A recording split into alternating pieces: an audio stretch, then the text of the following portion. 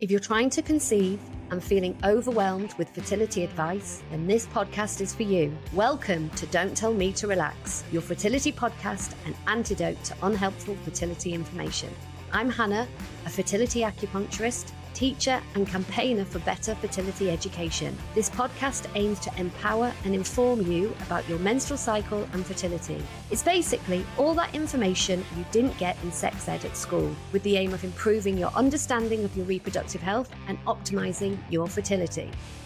This is our fourth episode in our Men in May series. If you have enjoyed these and other episodes from the podcast, please write us a review or leave us a 5-star rating. It makes my day and helps spread the word. And don't forget, we have our free fertility community, now with over 40 webinars on a range of fertility topics to catch up on. The details to join are at the end of the show. I hope you find this one helpful. Hello, Catherine, and welcome back to the show. Hello, Hannah. Thanks for having me again. It's so lovely to see you again because we've actually now met in person. I've been to your lab and this is the second time you've been on the podcast, I think. I think it's the second time, yes, yeah. And as always, I am in awe of embryologists because I just think you're an amazing group of people. And if anybody out there doesn't know what an embryologist does, could you introduce yourself and give us an explanation of your job? Generally, I sometimes refer to it as a glorified babysitter, but really we get the sperm and we get the eggs and we mix them together and we grow them and we either freeze them or transfer them back into the patient or do various genetic testing on the embryos if needed. So it's basically anything from egg collection up until sort of transfer. And you really are such a specialist, skilled profession. I mean, you know, I literally cannot find enough good words to describe you, but it's just an amazing job that you do. And I imagine not a job that's been around for a long time. It's still, I think when I joined sort of 20 odd years ago, it's still in its infancy and it's still sort of evolving. But yeah, it is still quite a young career. So it's very exciting. I'm still amazed when I look down the microscope and see what's going on.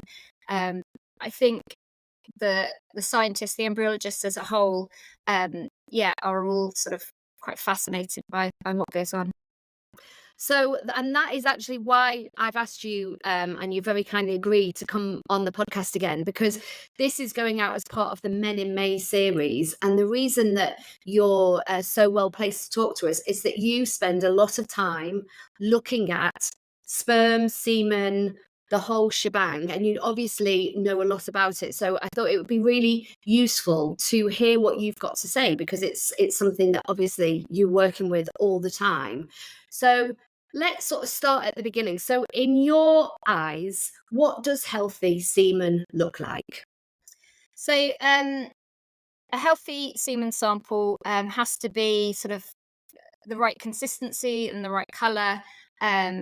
It's usually not very sort of offensive in smell. The volume is usually around 2 sort of millilitres. If there's any signs of kind of blood or sort of brown tinge to the sample, then that isn't normal. It's got to be not too viscous, so sort of of the right sort of consistency. So that's the seminal fluid itself. Then obviously what we do is once we get the ejaculate we sort of put a bit on the slide and look down the microscope. And when you look down the microscope, you want to see ideally a good proportion of sperm with a good percentage that's moving.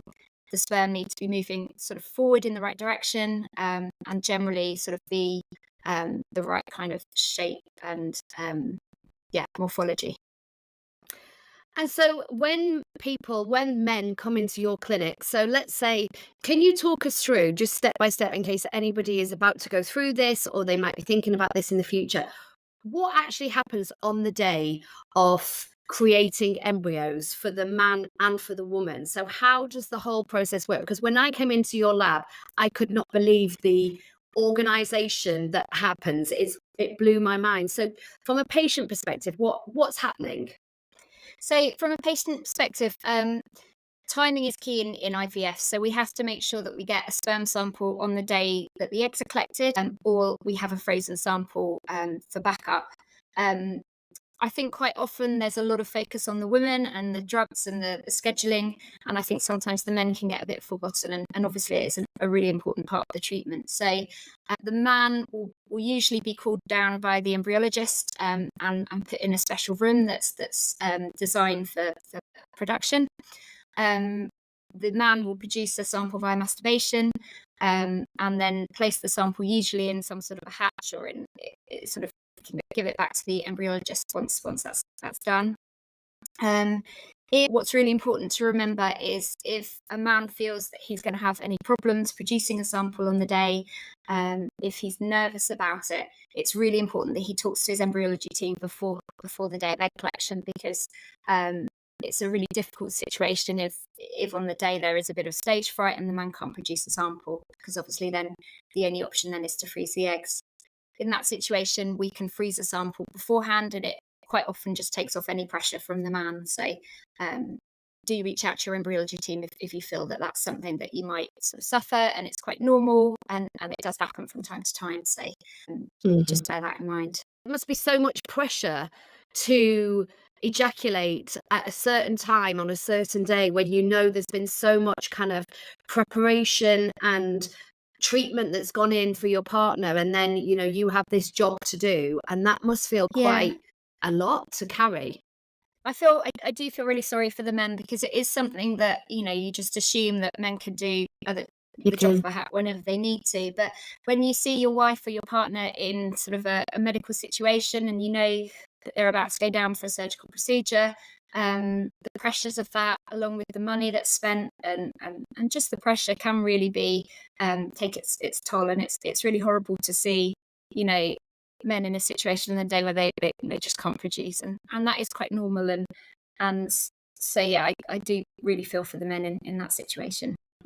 Wherever we try our hardest to make it as less clinical as possible, but the rumors are that there's still sort of rooms in hospitals. So and so what's happening? So at that time, I presume for the female, she's having egg collection done at that point. So no, the way our lab works is the egg collection list works independently of the sperm production list. So we have to make sure we get the men down in a sort of a safe manner. We don't want all the men sort of producing at once, so we've got loads of samples. So we make sure that we stagger it so that we have the time and the dedication to prepare each sample safely. So it might be that the wife's first on, or the partner is first on the list, and it might be that the man doesn't get taken down until later on.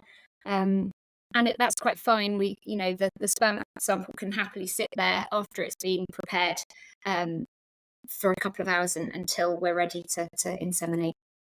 Okay, so is it the sperm that waits, not the egg that waits? It can be either way. So the eggs have to be inseminated at a certain point after the trigger injection. So the sperm obviously has to be ready and prepared for that time, which is usually at some point in the afternoon, depending on the lab protocol. But it could be that the eggs were collected at 9 and aren't inseminated till 1, and the sperms produce at 11, and everything, as long as everything's ready for that sort of time, a certain time after trigger time, it's okay. And so you are the person that then gets the sperm and the egg? Yes, yeah. And then what happens? So we get the sperm sample, and we have to prepare the sperm sample, because the seminal fluid, if it's left for too long with the sperm, it can be quite harmful to the sperm. So we prepare the sample within an hour of production. There are a few different ways of actually preparing the sample, which I think we can talk about in a minute. And once the sample is prepared, then we mix it with the eggs, either via straightforward IVF, where a solution of the sperm sample is just placed into the egg dish, or via ICSI, where we choose the sperm and inject it directly into the egg. Okay, and so what is the preparation that happens? What happens in that stage? So traditionally, the preparation that has mainly been used in all labs is the centrifugation technique, where we place a proportion of the seminal fluid on top of a density gradient, and we place it in the centrifuge and we spin it so that the sperm cells are taken down to the bottom, and then washed in a media, so that you literally get, hopefully, a pure motile proportion of sperm, and it gets rid of all the immotile sperm. It gets rid of some of the abnormal sperm. It gets rid of all the stuff in the seminal fluid that's not great for the sperm. Okay. And so can you talk us through, like, so in IVF, the sperm and the egg are together in the dish, and I guess the process of which sperm goes in to fertilize the egg is left to whichever one gets there first. Is it So, yeah, first, or is it just effectively it is just survival of the fittest. So it is the more natural yeah? approach, where a male has got a normal sperm count, then we usually use this approach, and you literally just expect the strongest sperm to sort of get into the egg. How long does it take for the sperm to fertilize the egg? Usually it happens within sort of 2 to 3 hours. Mm. And some clinics have adopted a shorter insemination process where they mix the sperm and eggs together at some point in the day and check for fertilization later on in the day. We have a protocol where we inseminate in the afternoon and leave them till the next day to sort of, allow the eggs the longest time to sort of mix with the sperm. And what happens to the sperm that doesn't go into the egg? What happens to all the others? What do they do? Yeah. So usually when we check for fertilization, you will still see a lot of the sperm sort of still swimming around, just happily just swimming around and not doing anything. If you got in after sort of the next morning and you checked and a lot of the sperm had stopped moving, then that may be an indication that perhaps ICSI would be better on the next attempt, because perhaps the sperm overnight survival isn't fantastic. Okay, so you get some diagnostic information from observing that. Yeah, you can in a very small amount of cases. That's what we see. And so just to go back a step, so I presume that the sperm is tested on the day. Then after you've got the semen sample, you test that to make a decision about whether to do IVF or ICSI. That must be made on the very day. So we would always recommend semen analysis before you start your treatment. First of all, obviously, just to make sure that the patient does have sperm, and to get an idea of the kind of quality. We do an overnight survival on the sperm as well at semen analysis to check after 24 hours if it is still swimming, so that for those patients that don't have that overnight survival, the indication is ICSI. And then on the day of treatment, you'll again do that initial count. You'll analyse the abnormal count within the sample, so you'll check to see how many of the sperm are abnormal, and from that second or sometimes third semen analysis, then we'll sort of check. Then you can confirm the treatment sample on the day, because even if someone's had good sperm before, it might be on the day of treatment that the sperm count has dropped, and for those patients, then we would recommend doing the ICSI process. So tell us about ICSI then. So what does ICSI stand for, and what are the stages of that process compared to IVF? So ICSI stands for intracytoplasmic sperm injection. So for patients that have got a very low sperm count, or for patients that have had a failed fertilization before, we do this process where we prepare the sperm as we would for IVF, but instead of mixing the sperm and eggs together, we put the eggs in a dish, and we have a drop of sperm in the dish, and then we can go in and catch the sperm that is looking the nicest and that's swimming in sort of a forward direction, swimming the fastest. We can pick that one up and inject it directly into the egg to bypass any risks of the sperm and egg not meeting in the dish. Wow. So you literally push it into the egg. Yeah, so it's literally with a needle that's about the sort of the size of a human hair, and it's all done under sort of microscopic view, and we can choose what we see as the best sperm and direct it directly into the egg. Yeah.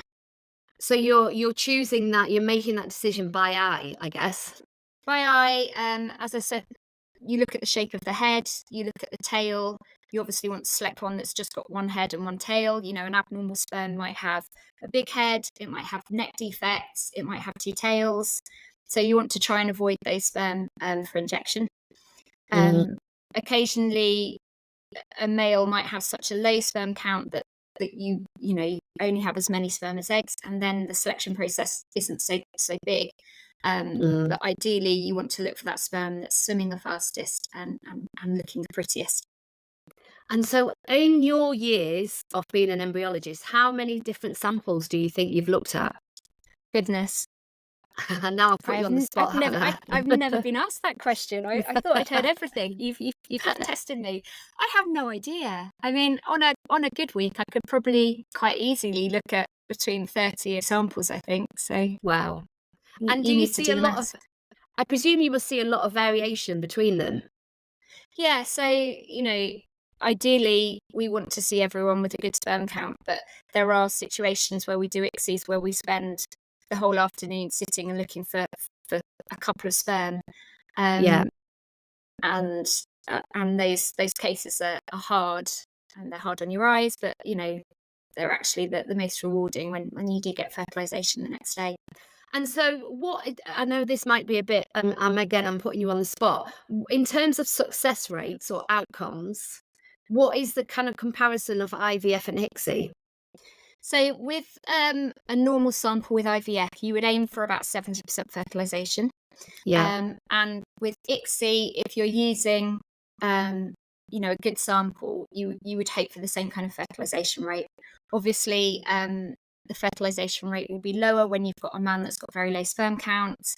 If the egg quality is poor, then you may expect a lower fertilization rate. So it does vary greatly, but ideally with a good sample, around 70% fertilization. Yeah. Okay. And so in terms of ICSI, there's a few other like procedures or kind of add-ons, if that's the right word, to Yeah. help in that process. So we hear a lot about IMSI and PICSI. Have I said that right? Yeah, PICSI? that's So exactly right. Yeah.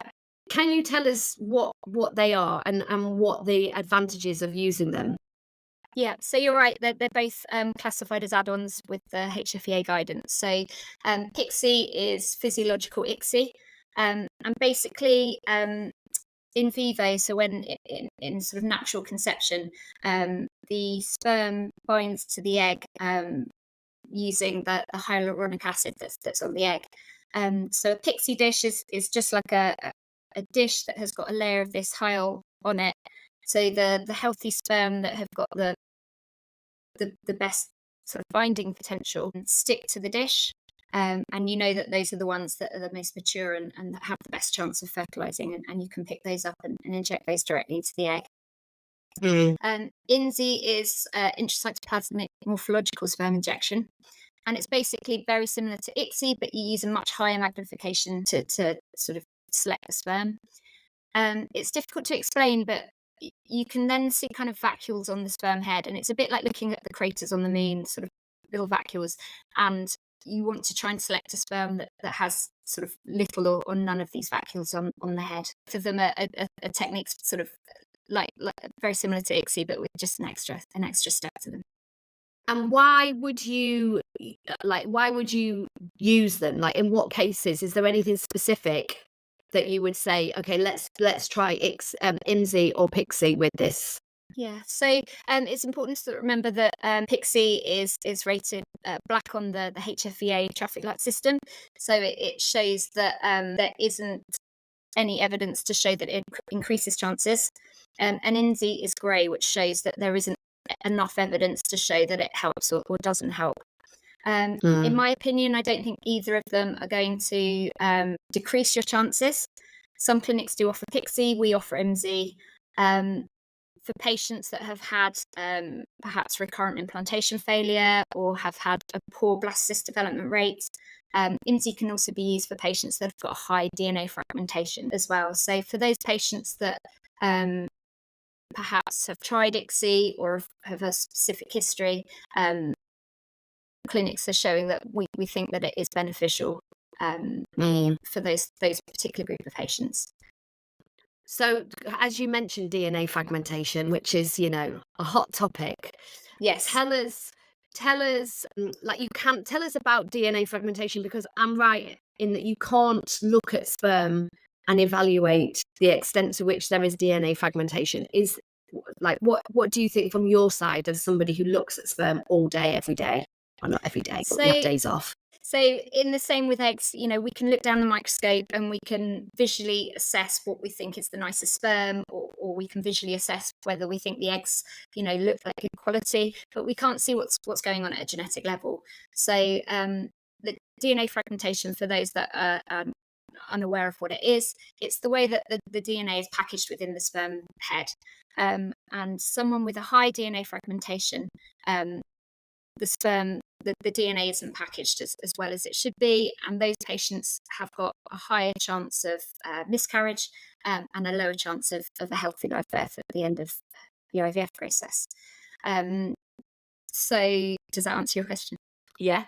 But I was just thinking about, so in terms of recommending it as a test to do before IVF, where do you? Because I know sometimes people say, there's it's not 100% clear yet. The HFEA have got no decision on DNA fragmentation. It's an expensive test. Like, what, as somebody who works with sperm, what do you think in terms of, should people do DNA testing before they get to the point of IVF?